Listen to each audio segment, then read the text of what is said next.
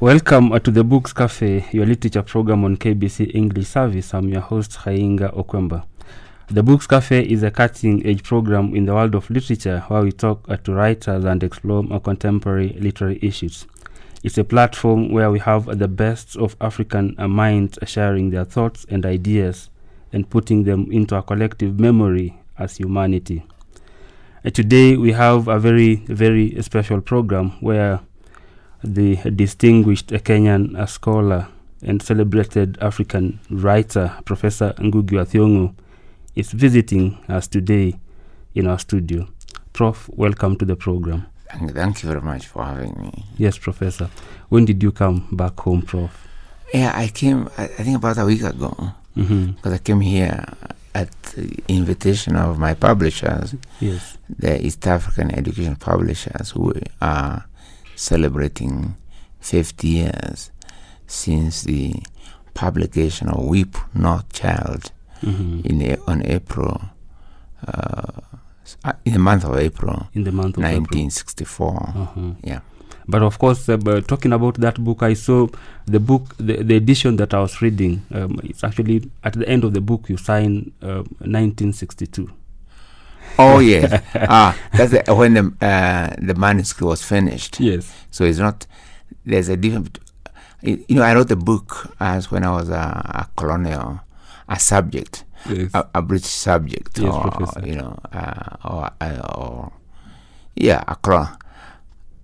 A colonial subject. Yes, yes. In 1962. Yeah, it was published, or I published it. Yes. As a citizen of the Free Republic of Kenya, right? Now, Prof, so coming back home, any changes that you've noticed? You've been away teaching. Yeah, there are so many buildings. I'm lost in Nairobi. I keep on asking, where are we now? Where are we now? And even the places I used to know, how strange, They look the strange. highways, and many more buildings, many more shacks, Yes. For every skyscraper I see, if I look around, I see more, many more, shacks, or shanties, Yes. right? Skyscraper, Yes. shanty. Yes, Skyscraper, and shanties. Yeah, right. Now, Prof, of course, there's a lot because you are one of our very best. We are always glad to have you around. Of course, I've attended many of your lectures and you continue to impart knowledge, and as you've influenced many of us, even some of the things that we do. Thank you so much for actually paving the path for us. Thank you. Yeah. I appreciate. The way I look at it is that literature, even cultural production, is a process of conversation. We have conversation with those who were there before us, conversation with those who are amongst us, and conversation with those who follow us, So I take it from those who were before. I hope I've helped some people. As you said, I always feel very happy when I feel, or when I told that my books have had a meaning in somebody else's life, But there'll be others now who will now write more books, who will then pass that on to the next generation. So over a period in Kenya, we shall have a very rich Kenyan literary history. And that's very important for our self-conception as a people, as a nation. Yeah. Yes. Now, Prof, there's a lot, just like I was saying, that there's a lot, those ones of us who've actually interacted with your work, we know quite about Professor, but for the purposes of putting it into a collective memory on this national broadcaster, maybe if you could just a little bit of your profile, going back to the days when you were born. Where was this, and where did you go to school? I was born actually in Limuru, and for most of my early education in primary schools, I went to schools like Kamandora, primary. Then I went to Manguo Primary, and then Gitagodi Primary. And I went to 3 primary schools. But from Kinyogori Primary, I went to Alliance High School. Right. So How would you then describe your early childhood actually shaping the professor, the very distinguished professor? Yeah, my education has always been a passion of mine in my family. Mm-hmm. My mother, who could not read and write, Wajiko Agoge, she was Wajiko Agoge, also known as Wajiko Thiongo, depending on whether you are calling her the daughter of her father, who was Ngugi, or the wife of her husband, who is Thiongo. Mm-hmm. So Wajiko Thiongo. She is really the one who really pushed me to go to school. And she's the one who, although she could not read or write, mm-hmm. but she was the one who supervised my homework. Right, I'm very proud of that. Yes. You know, yeah. So, but I've written all about this in my book, Dreams in a Time of War. Yes, Prof. Because I was born in 1938 in the shadow of the Second World War. Mm-hmm. So my childhood really was literally, seeing a bunch of, soldiers, so in their trucks, passing by Limuru, or sometimes seeing them camping, take tea and biscuits or something like that, Yes. And, I also, as a child, witnessed Yes, Prof. the Italian prisoners of war, who were the ones who were actually building, mm-hmm. who built the railway, who built the road, the Nakuru Naivasha road that Yes. goes all the way to Nakuru. Yes. They built, those Italian prisoners of war used to come to our villages and so on. Yeah. Mm-hmm. And then in 1945, of course, the Second World War ended, and then we entered more or less in 1952. There was a Mau War against the British. Yeah. Mm-hmm.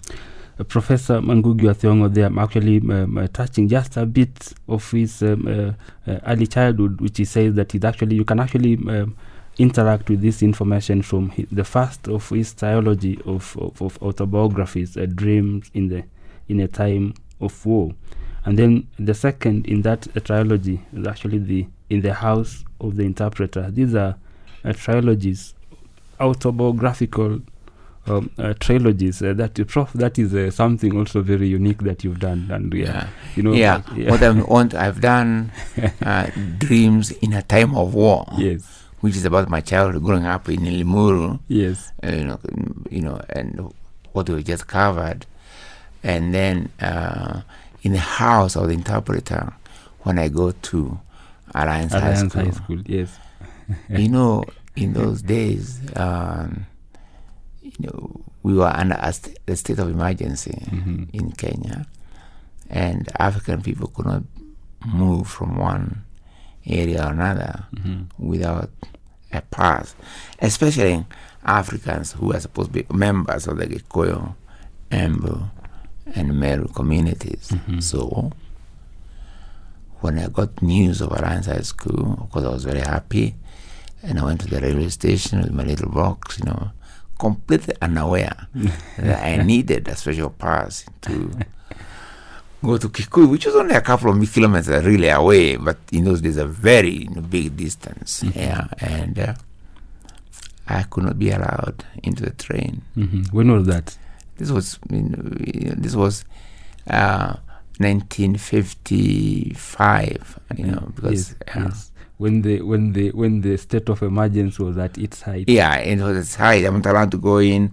I see others get into the train. I stand there by the platform all by myself, look at the train disappear with my dreams. I'm crying, really. I'm crying, tears are flowing, and yes, Professor. Fortunately, mm-hmm. some lower ranking officials of the railway line mm-hmm. came and smuggled me into the next mm-hmm. train. But it was not a passenger train, it's a goods train. Yes.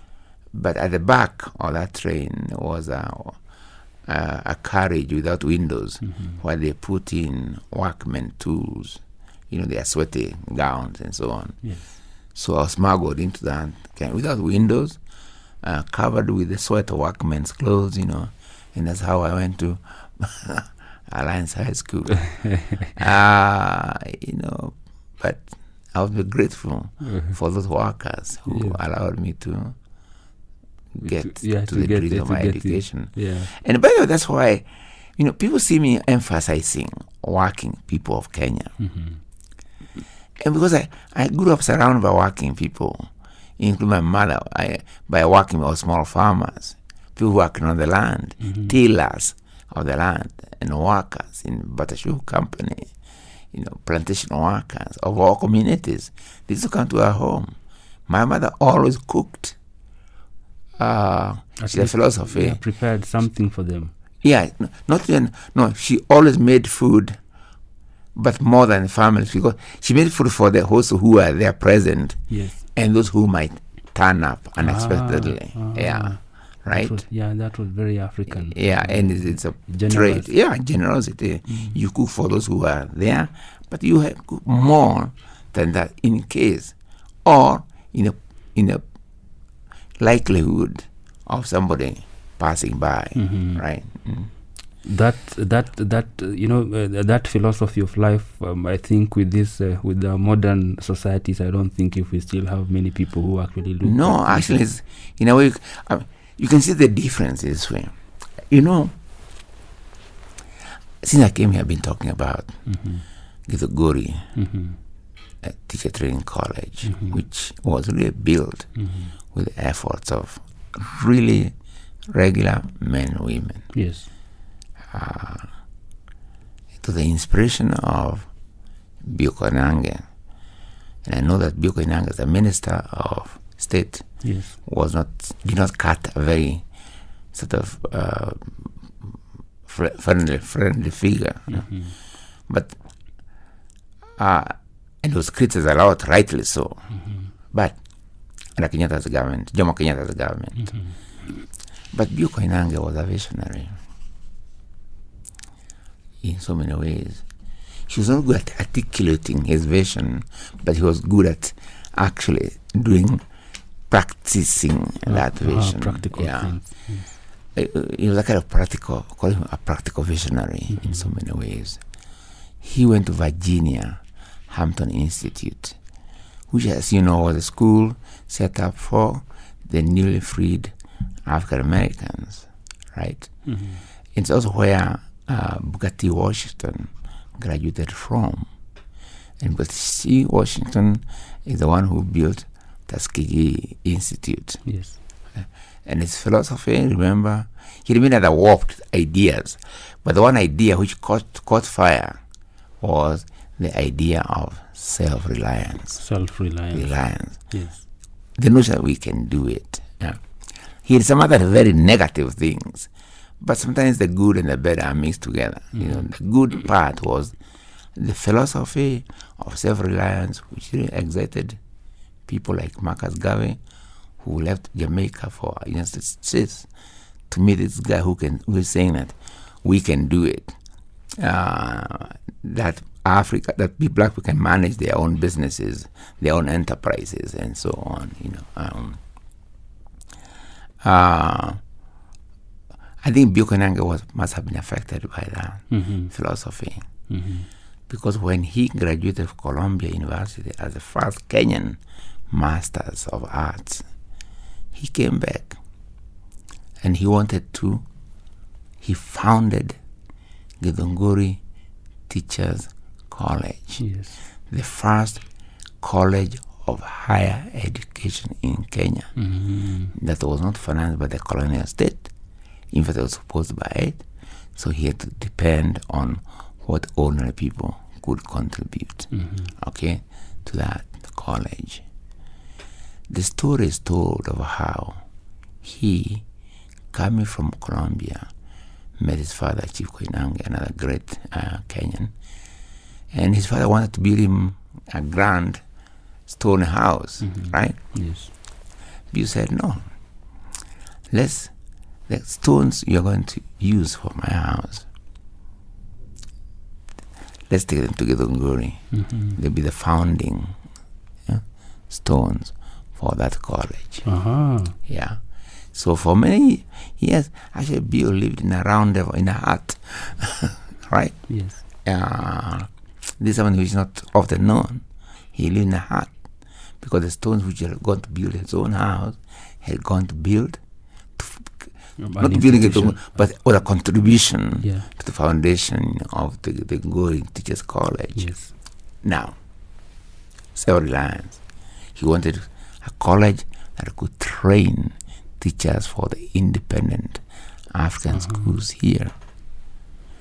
In 1952, what did the colonial state do? They declared a state of emergency and banned all independent schools in Kenya, the ones which were run by African people. You're right. Now, Prof, that's a very important point that you are raising there. Of course, there are actually three categories of components of education. Here, you're actually talking about the independent African schools, and then we had the missionary schools, and then we had the government oriented schools. Yes, that's true. Yes. So, the difference was the African schools were run by African people themselves. Okay. The mission schools were by missionaries who oriented their education towards Christian missionary education. And because there was a controversy about the condition by which Africans could actually enter those schools, they also made it harder for independent African schools to get teachers, from those missionary schools. Government schools the same. But the key thing is, all school, I'm sure some were good. I'm not criticizing them one way or another, those missionary schools or the government schools. But the key thing is this is the other third category, which was run by African people themselves. Yes. And the Guru was the highest symbol of that achievement. The first college, university college in Kenya and probably East Africa. Yes. Right. The British, after declaring a state of emergency in 1952, they banned the college, right? And I would have understood it if they just banned the college, and or rather, even though I would criticize it or say, but they went further than that. They selected the Gori, turned it into a prison where they hanged Mau fighters. Such a terrible. It was almost like making sure that this model of self-reliance will never be remembered again. Completely to be destroyed. Associated with shame, with killing, with hanging. Yes.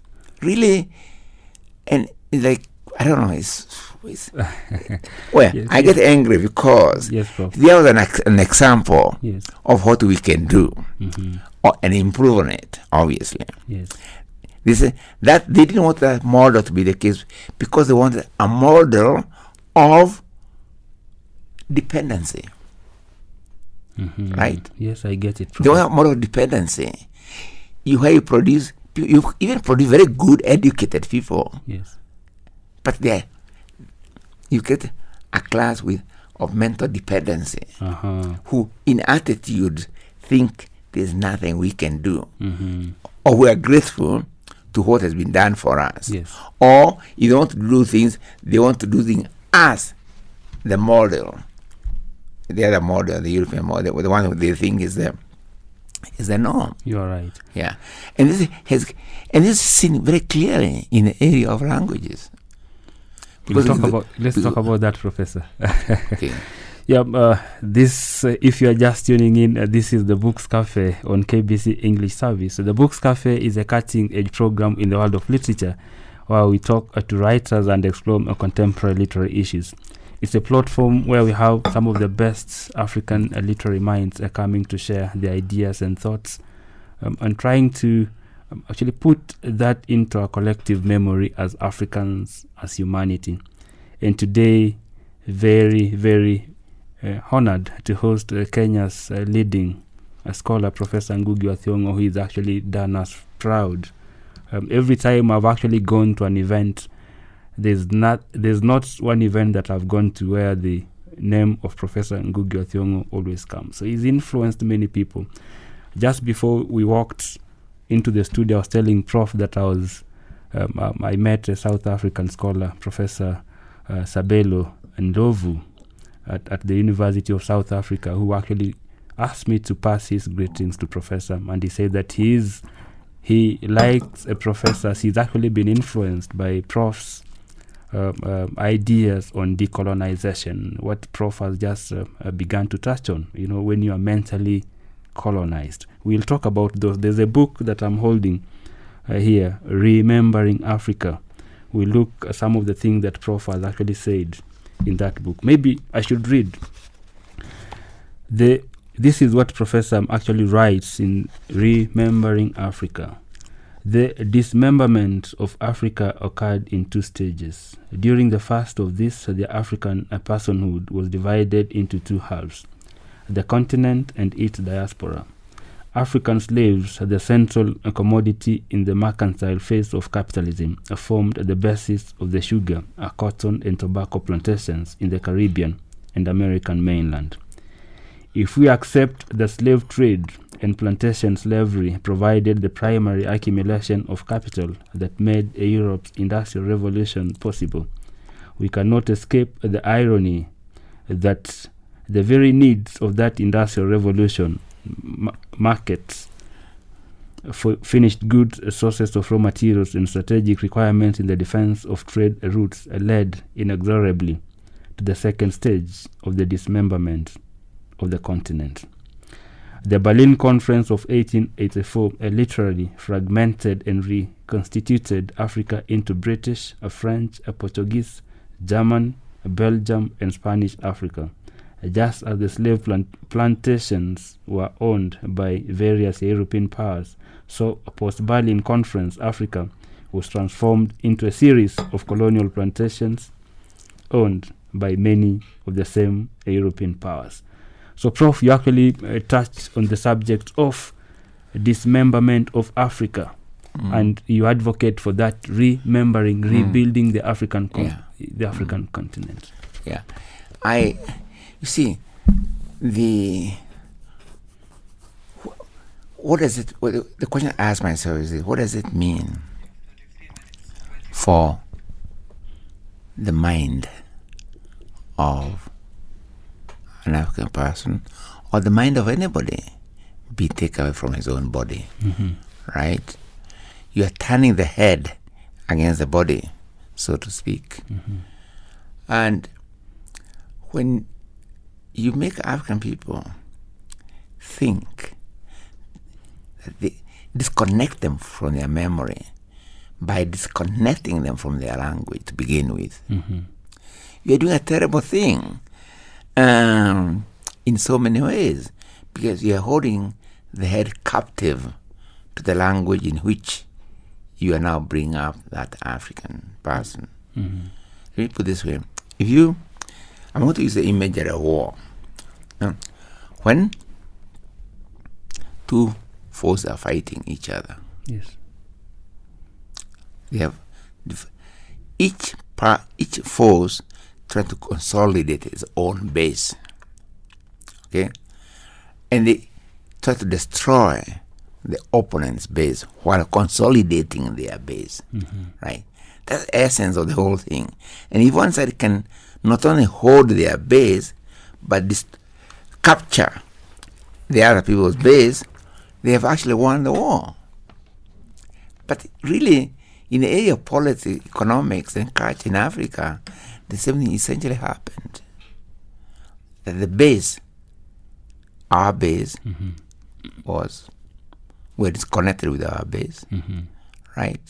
Or the generals who should be guarding by the generals, I mean, it's intellectual elite, who should be guarding our base, they were held prisoner, right? So if they are prisoners already, how are they going to lead the army? Right? And that's why I keep on coming back to the issue of languages, because I think language is one's starting point. Language is a primary computer. So when we are born into a language, in some years, we have acquired a lot of things in that computer. Comes another person, destroy that computer, like that. When you throw away the what you call the hard drive, right? Yes. And they give you another one with a new memory, right? Yes. Through English or German or French, right? That's what's happened.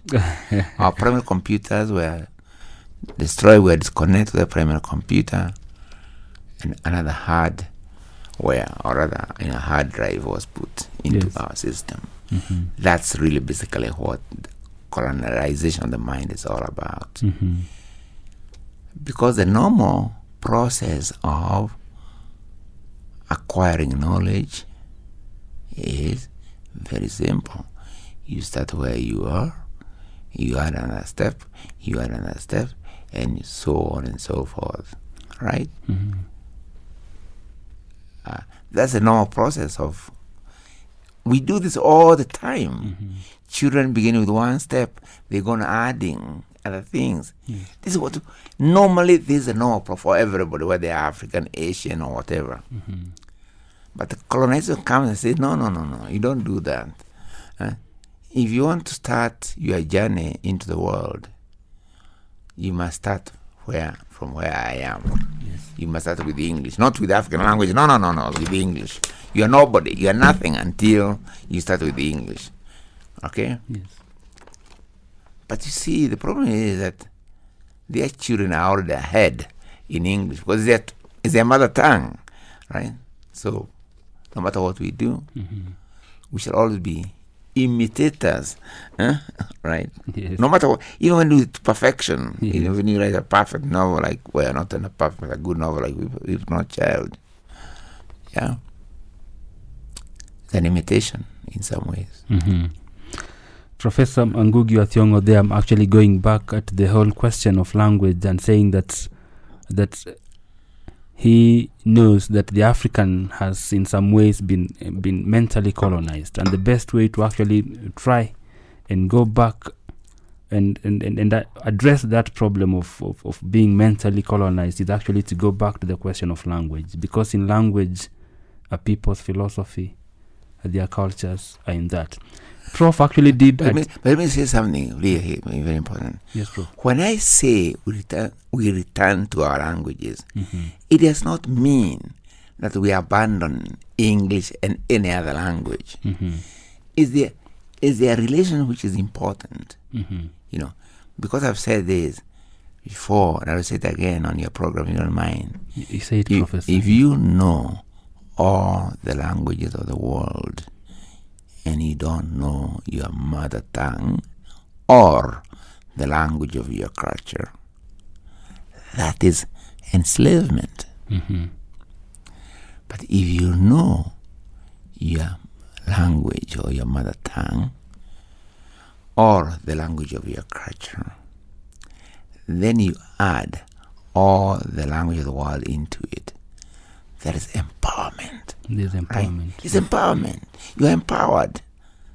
And my own feeling is, African people, Kenyan people, you should choose the path of empowerment, not the path of enslavement. You're right. Prof, you actually did articulate the question of language in the book Decolonizing the Mind. That it came out very well. But those who've actually engaged with your writing say that at that time your proposition was actually that farewell to these colonial languages and let us adopt writing and articulating ourselves in our mother tongue. Have you? No. I'm not changing my mind about that. I've met practical problems on the way. One of it was my exile. Yes. Forced exile. Yeah, sorry for that. For many years. Yes. That meant that I'm working in a totally English environment away from Kenya. English actually is my profession, so I was trained to teach and so on. So I couldn't go and ask a job as a professor of literature or English literature and say the only thing I know, and tell them, but I must teach it in Gikuyu. No, it doesn't work that way. Yeah. So, but the other problem I encountered really is one of publishing is another a problem, but being away from Kenya is the real problem. But I have not abandoned that position because, and up to now,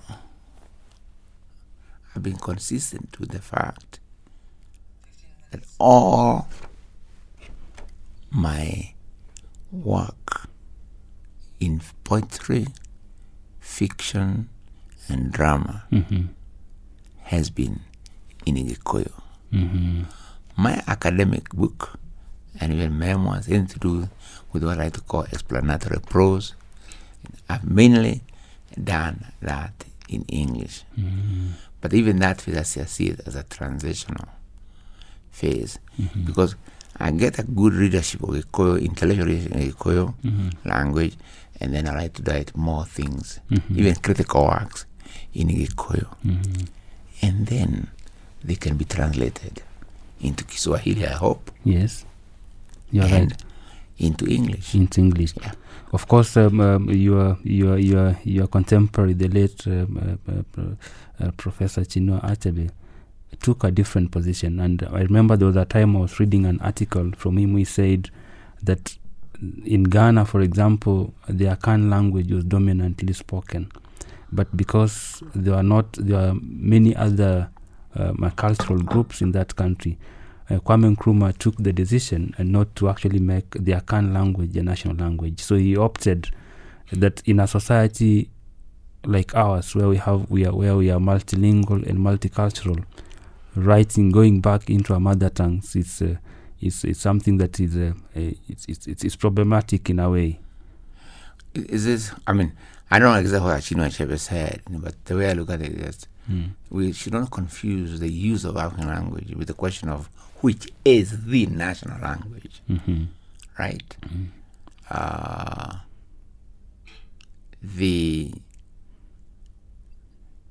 Even if you had an African language like Kiswahili as the national language, it should not mean the death of other languages, right? Yes. I think the philosophy that my life is depend on the death of your life. I don't quite frankly, I don't share it. That in order to be a nation, we must become enslaved. Then we are a nation. Yes. All we are saying is we are a nation of slaves, or they are a nation of the enslaved. Okay. Yes. No, we take African languages, and if there are problems, we meet the challenges of those problems. If there are problems of communication between African languages, we use whatever other tools there are to enable communication between the different African languages. Of course, it's a question of translation to begin with. But even then, if you have the correct order, say mother tongue, whatever is the national language, and English and French, and so, there's nothing wrong with that. If you say, okay, we have English as the language of communication across many communities, that should not mean abandonment of African languages, right? Yes. Yeah. And the order in which I'm saying is that have mother tongue, then whatever is the national language, in our case, it is Kiswahili. Yes. And then English and any other language. Okay, Right. in that order. The order is very, very important for this process because the current situation in most Africa is for middle class to not only embrace either French, English, or Portuguese, but to also simultaneously want to abandon their languages. Yeah. Now, Prof, of course, that the government we have today has actually put its foot forward to actually begin to encourage young Kenyans to actually study languages in their lower primary school. But of course, the question has been that there are places that are cosmopolitan, or for example, even like in Nairobi. I don't know what would you say as a very distinguished Kenyan, if you could just your thoughts on this? You know what? Of course, let me first tell you. Let me say this: there are problems, right? But the problem are not solved by evading them, right? By saying, there's a problem here. Okay, there's a abandon now. Let's try something else, Because even if you take English, how many percentage-wise in each of the linguistic communities actually speak and use English? Percentage-wise, probably minimal. Yeah, probably 10% in each of the linguistic communities. So we can't accept a situation where we say, as long as the middle class understand each other, then the whole nation somehow or other is understanding itself. And it's not true, right? And then you have to ask yourself, if this 5% who understand English cannot at the same time translate ideas into African languages, how are they going to relate to the community, right? For the area of economics, health, engineering, or other areas. How are they going to say, will they carry interpreters with them when they go to a village somewhere, right? No. We have African languages. Then we have the challenges of communication across the different communities. We come with a solution for that. But the solution won't come from saying, let's abandon each and every language and take another language altogether outside the country. Yeah. You're right. Prof, actually this is what Prof has said about the question of language in Decolonizing the Mind. I believe that my writing in Gikuyu, a language, a Kenyan language, an African language, is part and parcel of the anti-imperialist struggle of Kenya and African peoples. I want Kenyans to transcend a colonial alienation.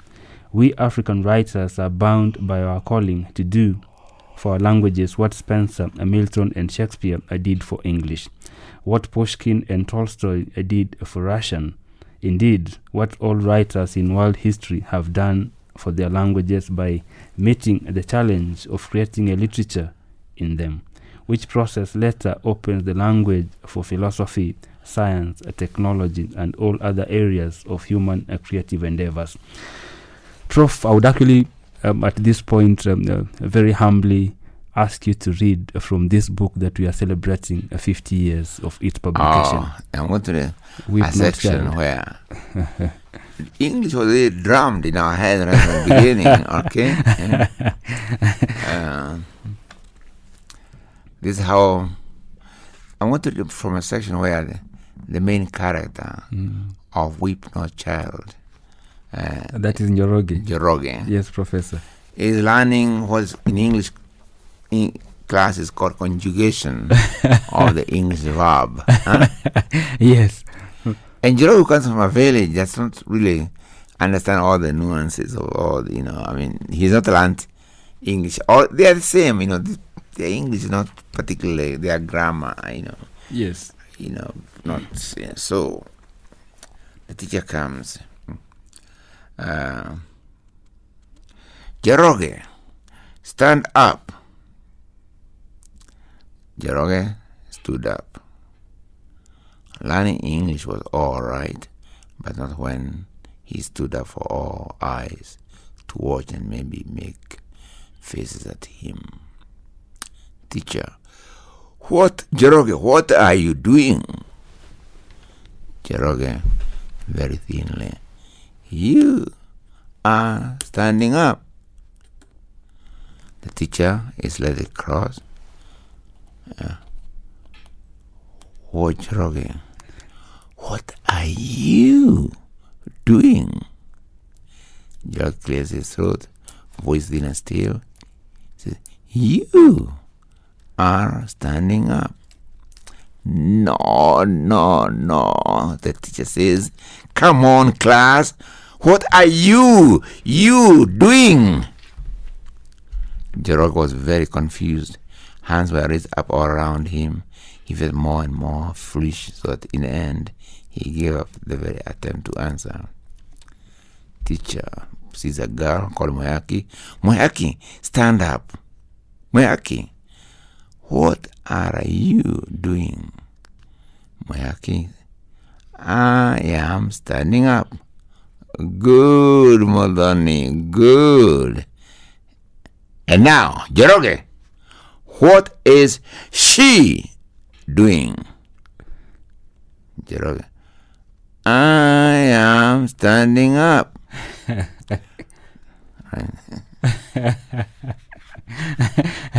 So it's a very interesting section there by this young. This, that book, Prof, that reading that book again, very poignant, the way you actually capture the relationship between Njoroge and his mother. And even at the end of the book, when terrible things have actually happened, but that woman, Nyokabi and Njeri, they are still standing. Right. They have actually their spirit is still completely not crushed as it were. Yeah, we should really look at Kenyan women and Kenyan history. It's very, very important.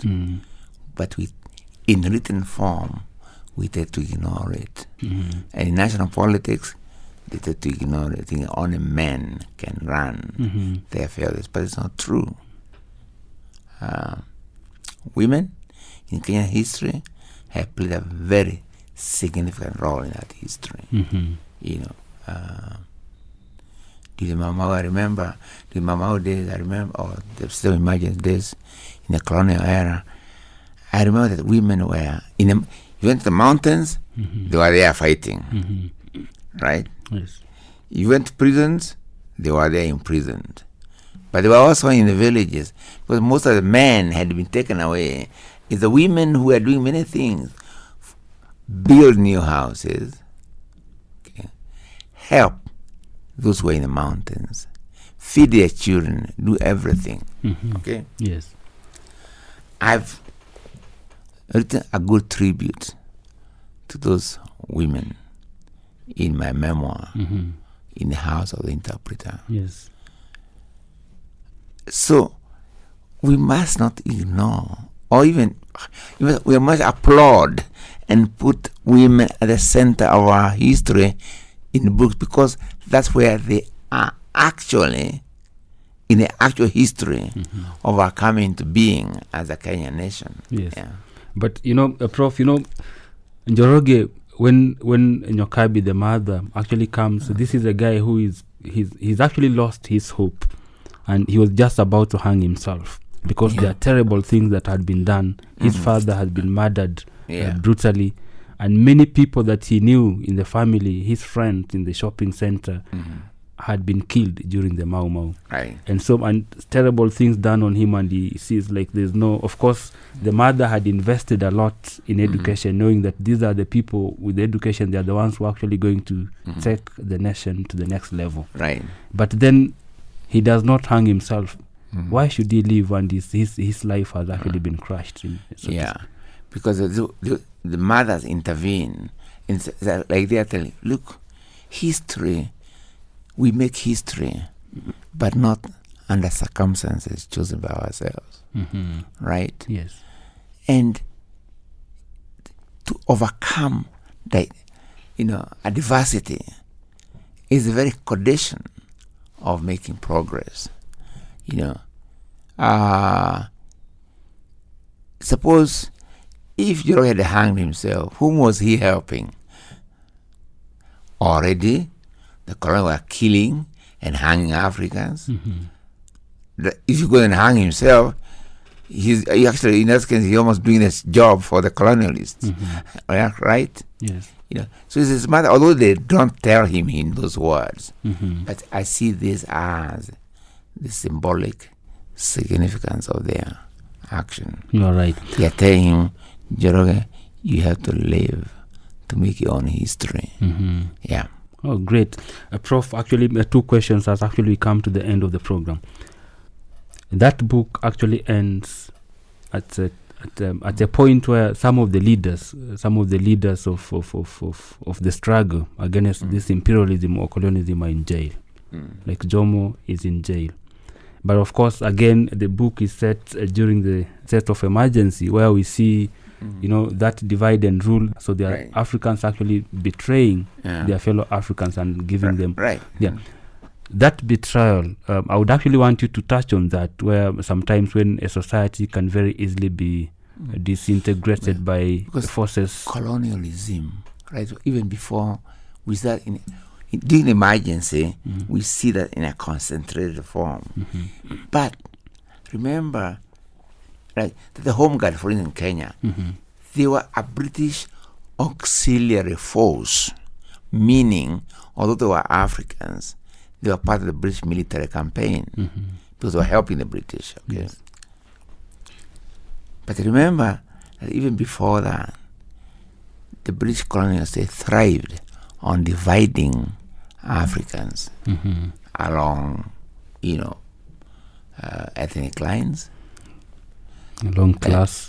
Not even class, more ethnic in the sense. You remember Harithuku in 1922, 21 there. He first formed East African Association, in which people, because one was of bearers called Mohammed, Luo, and all that. You see, the British banned it and say, no, you can't form one called that. You can only form an organization, Kikuyu or Luo, but you cannot form an organization that brings Kikuyu, Luo, and Ngere together under one organization umbrella. Yes. Yeah. So that was the. So I mean, this business of dividing was. I get angry today when I see people, even very highly educated people, talking about tribes. By the way, although tribe means a collection of savages, but they don't look at the history. They don't see that when you try to call people that community this and that, you're continuing a colonial history of divide and rule. Right? You're accepting that history, right? Yes. That's why we need decolonizing the mind.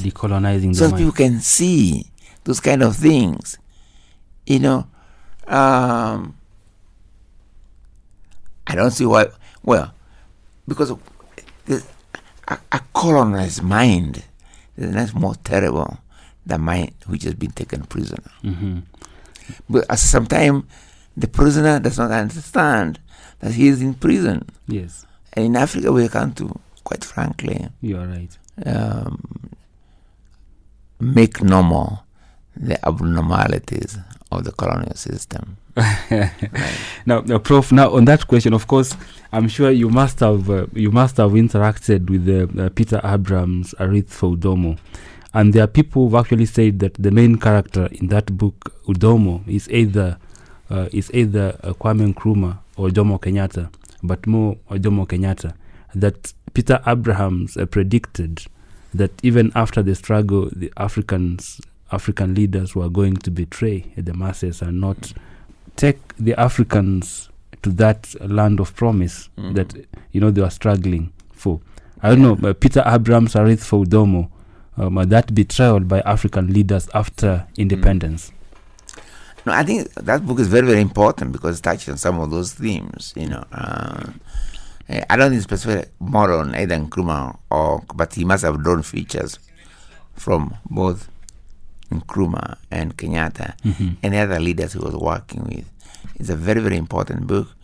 But I would even say Fanon's book, The Wretched of the Earth, particularly the chapter called Pitfalls of National Consciousness, is probably a more relevant, book and on understanding, making us understand the post-colonial condition in Africa.